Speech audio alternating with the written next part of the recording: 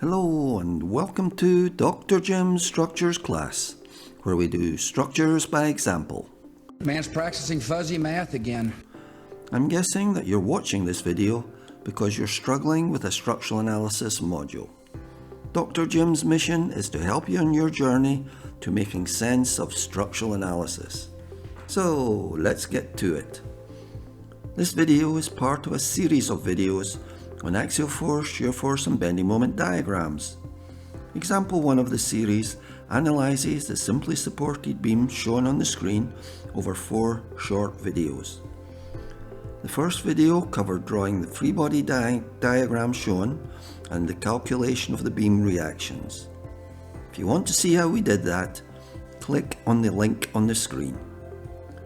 That analysis showed the knife edge support at A supplies an upwards force of 10 kilonewtons and a horizontal force to the left of 30 kilonewtons.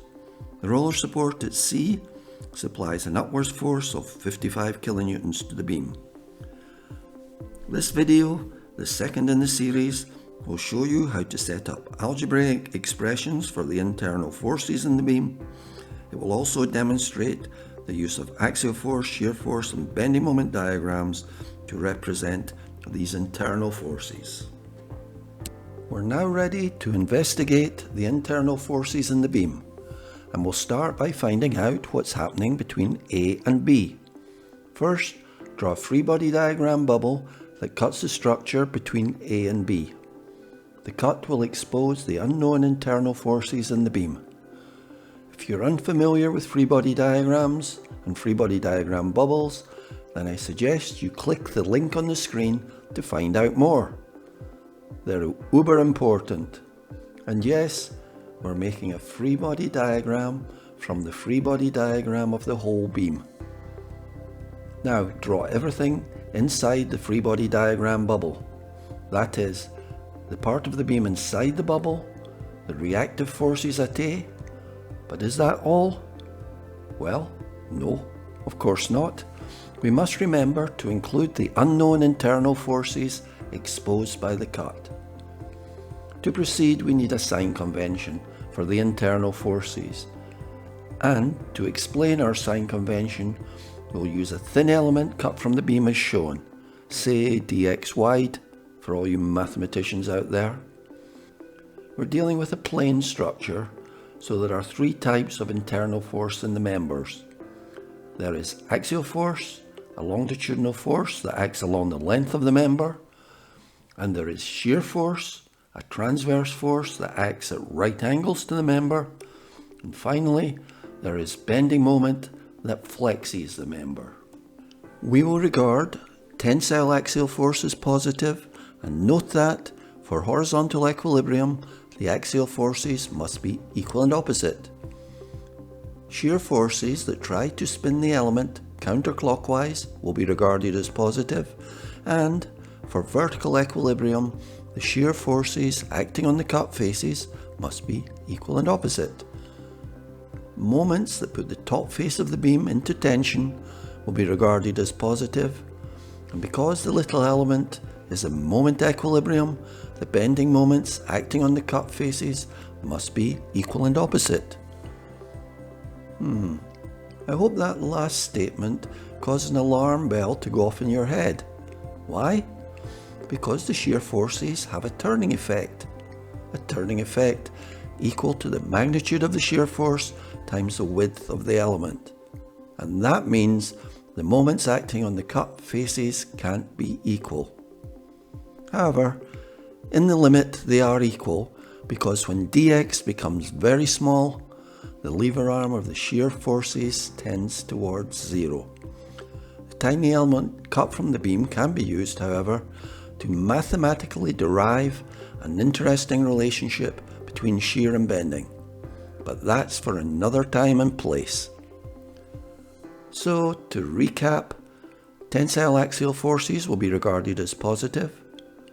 Shear forces that try to spin the element counterclockwise will be regarded as positive, and moments that put the top face of the beam into tension will be regarded as positive. Now, engineers often refer to bending moments in beams as sagging moments or hogging moments. Hogging moments make the beam flex upwards, like a hog's back, and sagging moments make the beam flex downwards, that is, sag. In our sign convention, hogging moments are positive.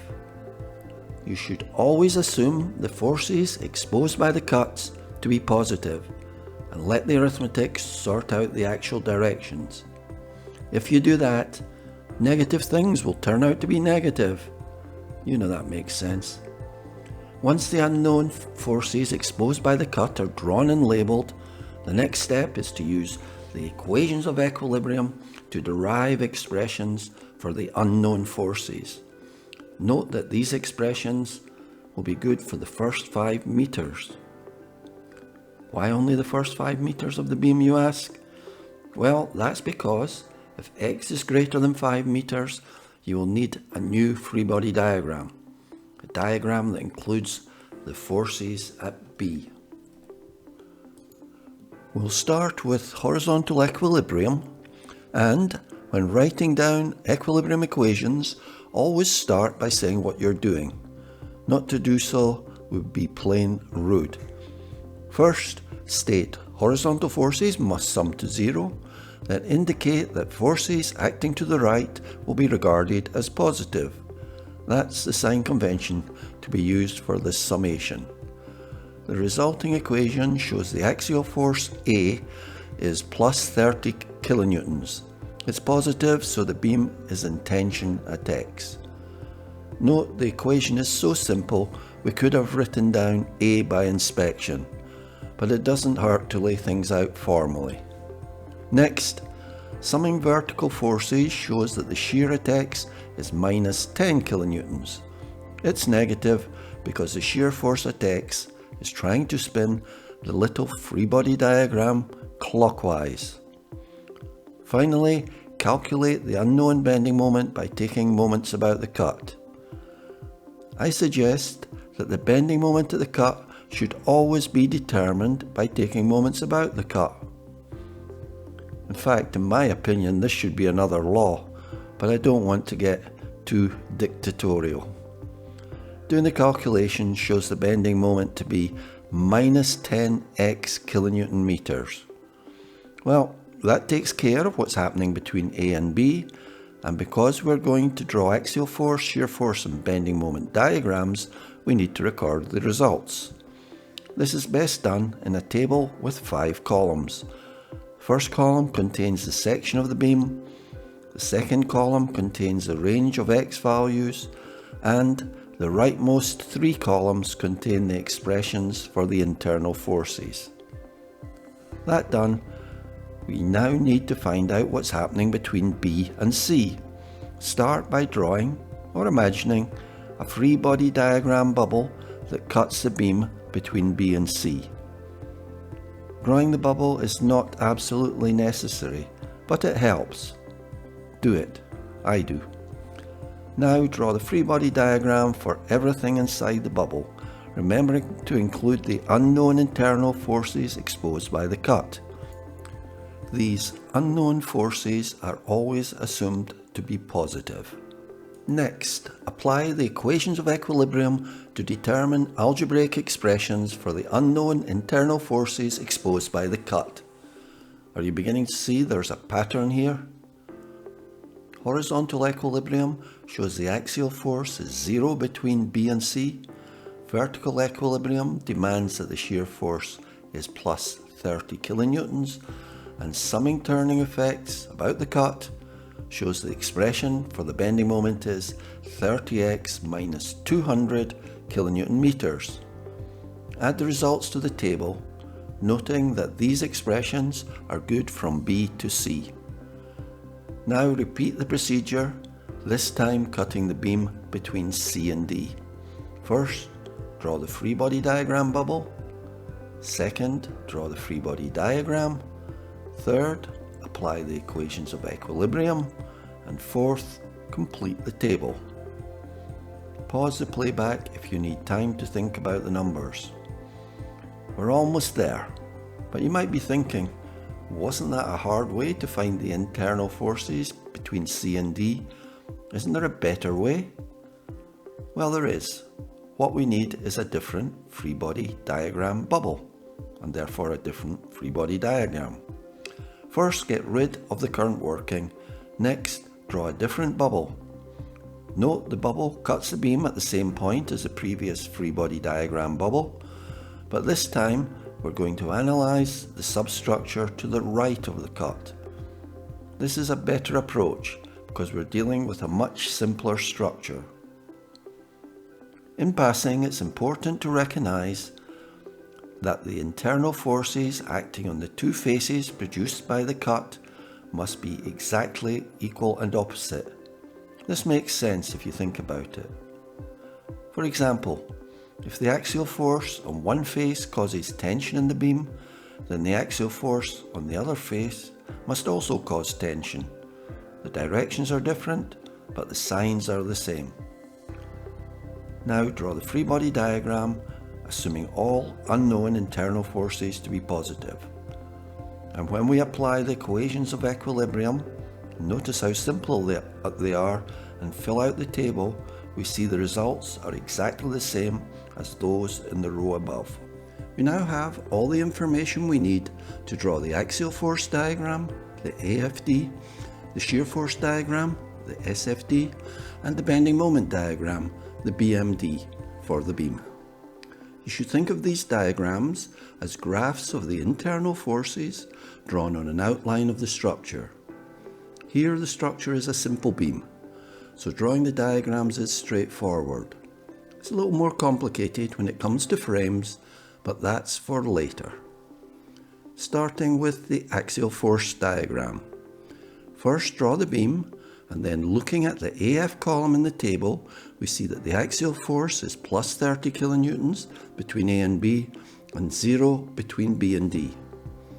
You might like to think why there's no axial force between B and D. Well, it's because the roller can't supply horizontal force, and this means the 30 kilonewton force acting at B simply travels along the beam to A, where it's picked up by the support. It's then transferred to the foundations, and from there safely into the ground. Note, I've put a plus sign on the axial force value, and the diagram is labelled showing the units used. Now, turning to shear force, the SF column in the table shows the shear force is minus 10 kilonewtons between A and B, plus 30 kilonewtons between B and C, and minus 25 kilonewtons between C and D. Notice again the values are signed, and the diagram is labelled showing the units used, exactly as we did for the axial force diagram. Now to the bending moment diagram. Here things are a little more complicated because we're dealing with expressions. The first row of the BM column shows that at A, x is 0, so the bending moment is 0. At B, x is 5 meters, so the bending moment is minus 50 kilonewton meters.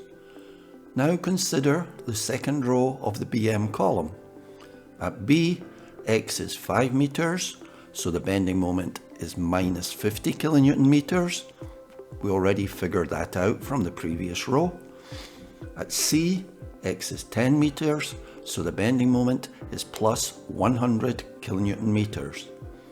And the third row of the BM column shows that at C, x is 10 meters, so the bending moment is plus 100 kilonewton meters.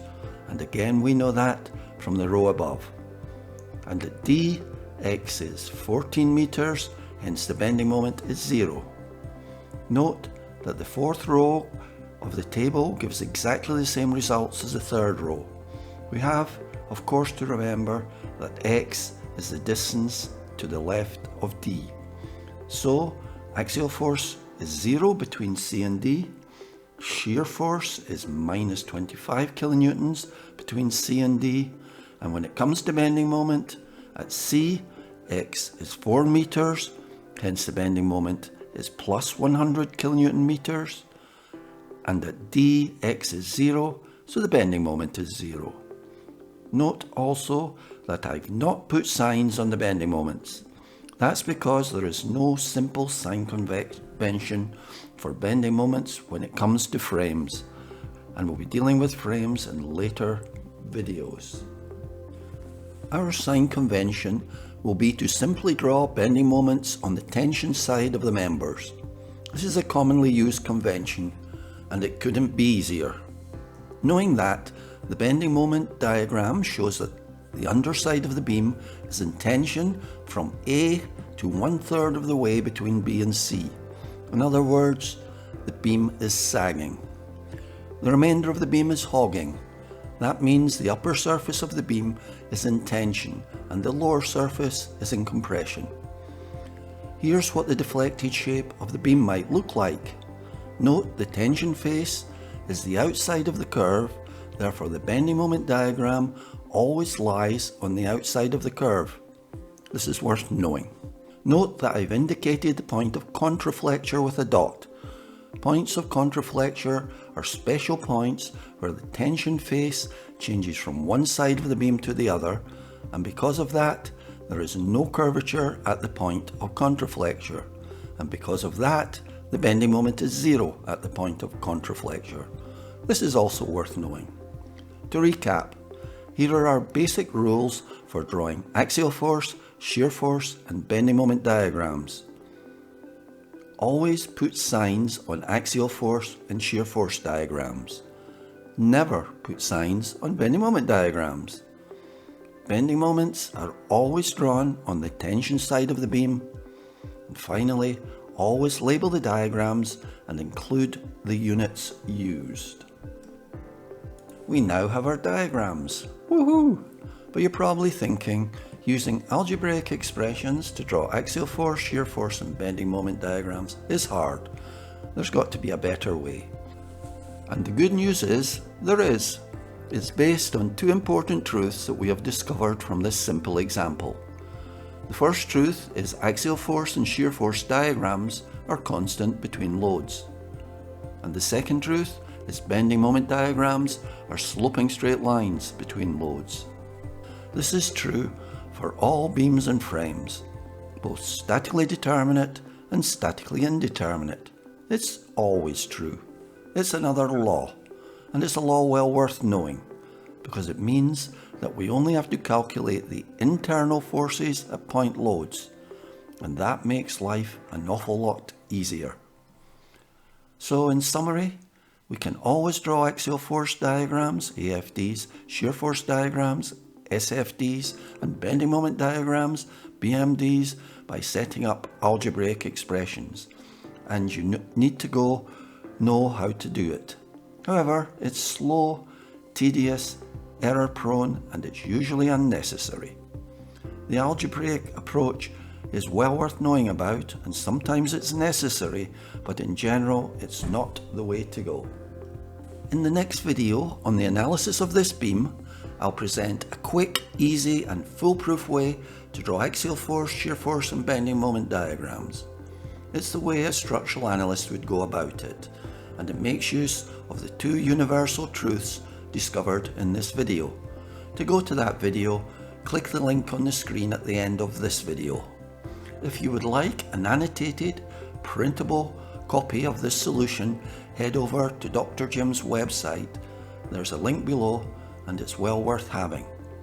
Well, thanks for watching. If you found this video useful, please give it a like, and feel free to comment on the video. Your feedback is valuable.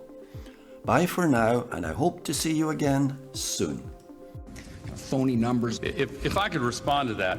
Let me just tell you what the facts are.